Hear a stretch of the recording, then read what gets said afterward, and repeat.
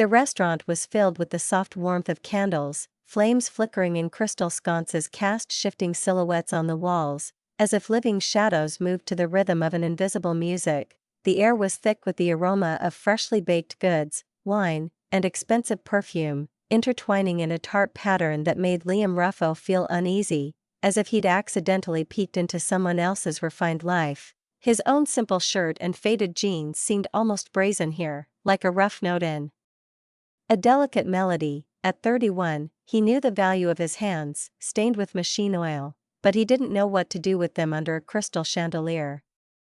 This evening hadn't been his idea. His sister had insisted, repeating that it was time to stop hiding behind work and try to go out at least once. She said the girl was kind, intelligent, the kind of person you can be with, and he, not wanting to argue, agreed, though his heart told him that such undertakings rarely lead to anything good.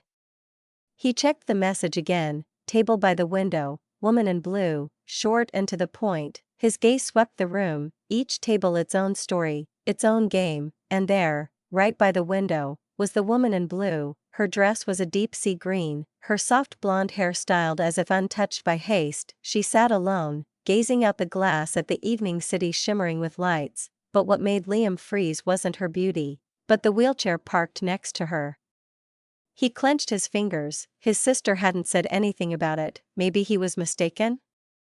Maybe it was the wrong one?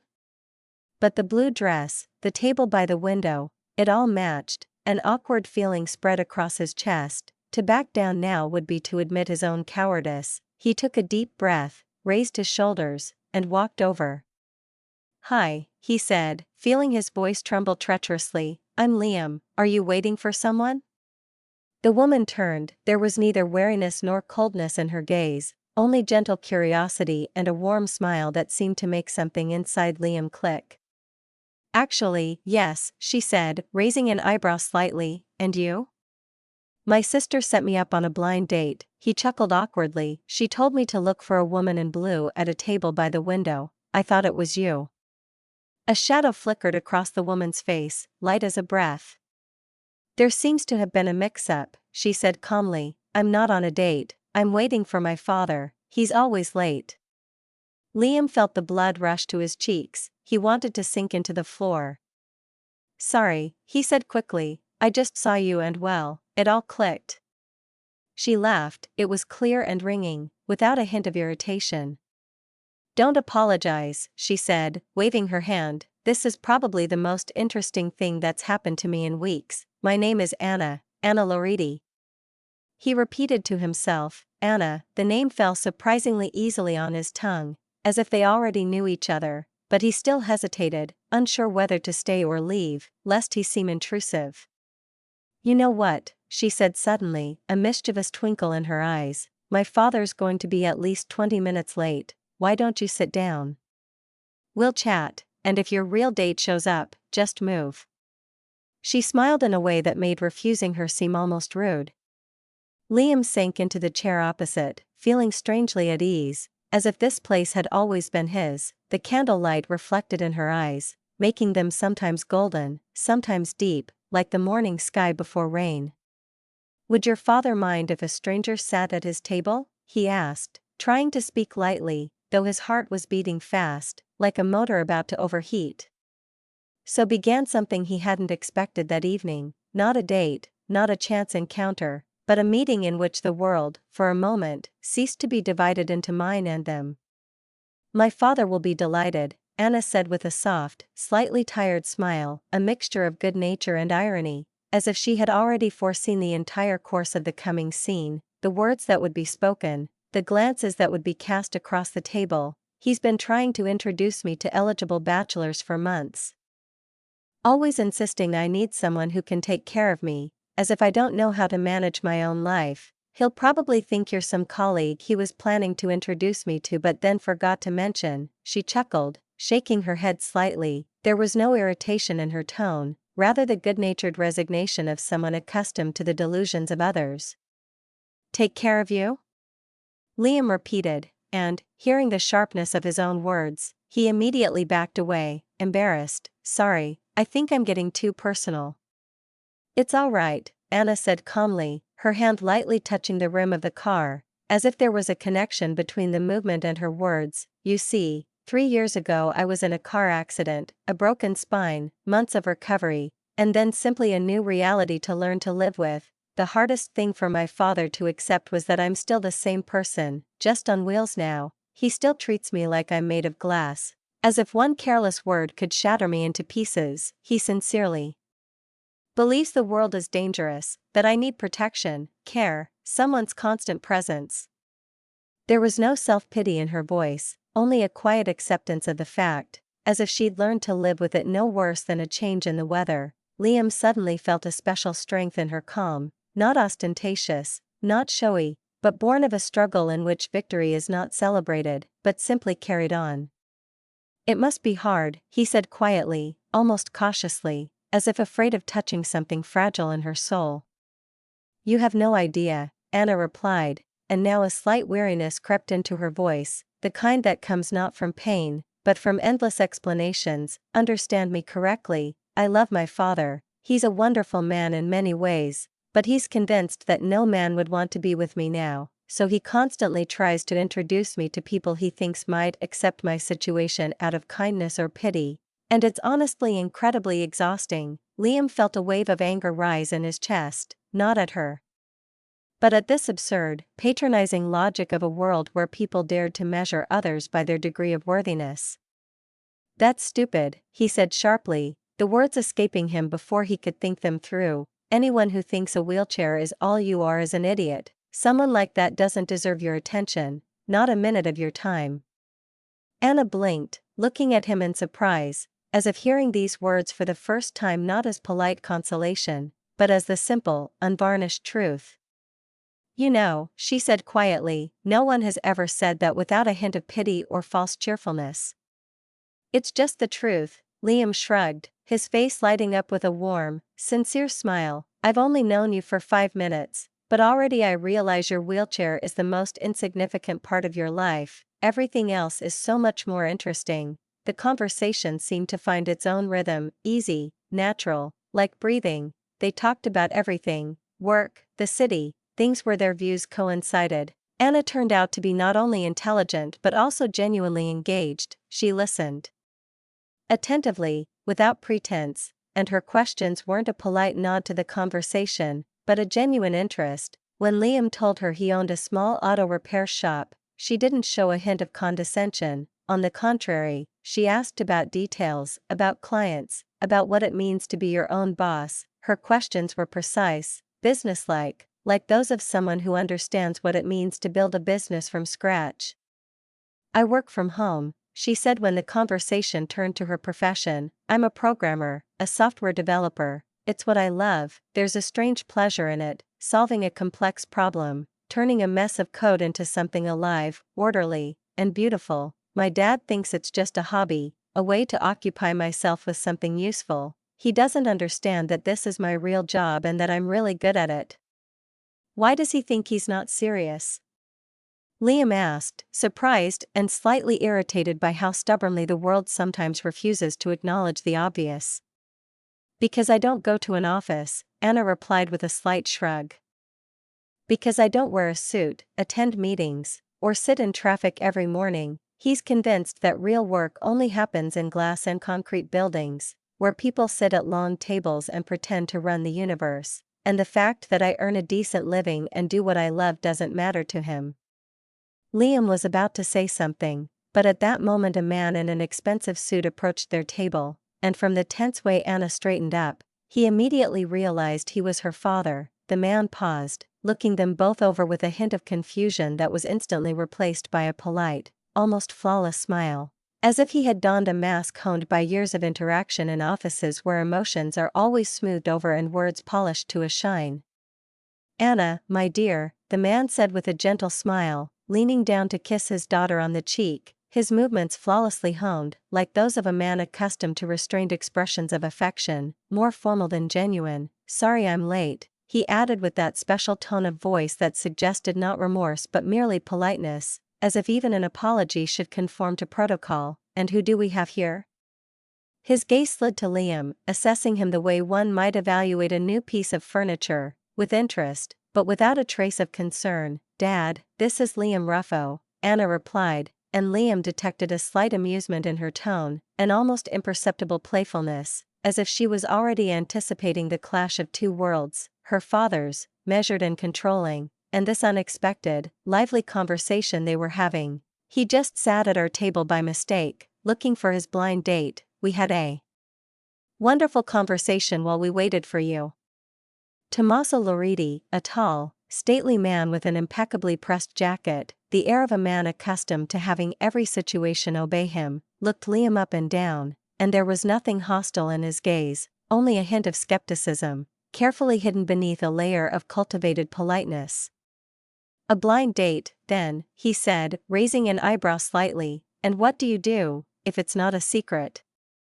"I own my own auto repair shop," Liam replied calmly, looking him straight in the eye, not allowing himself to appear fidgety or awkward. "I've owned it for 6 years, it's a small business, but I'm proud of it."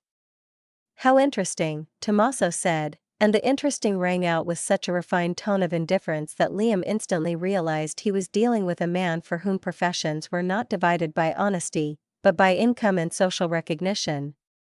"Anna, your usual table is already set in a separate room," he added after a pause. "Would you like to join me?" Anna glanced at Liam and, narrowing her eyes slightly, said in an even, confident voice, "Actually, Dad, I'd like Liam to have dinner with us. I think his date didn't show up, and I enjoyed talking to him." Liam immediately raised his hands, as if trying to stop the situation. No, I don't want to interrupt your dinner." "You won't interrupt if I invite you," Anna said firmly. "Please, Liam, if you don't mind." He looked at her, at this woman who had turned a chance encounter into something meaningful, as if she had turned the arrow of fate with one calm movement, and realized he didn't want to leave. "If your father doesn't mind, I'd be only too happy," he said.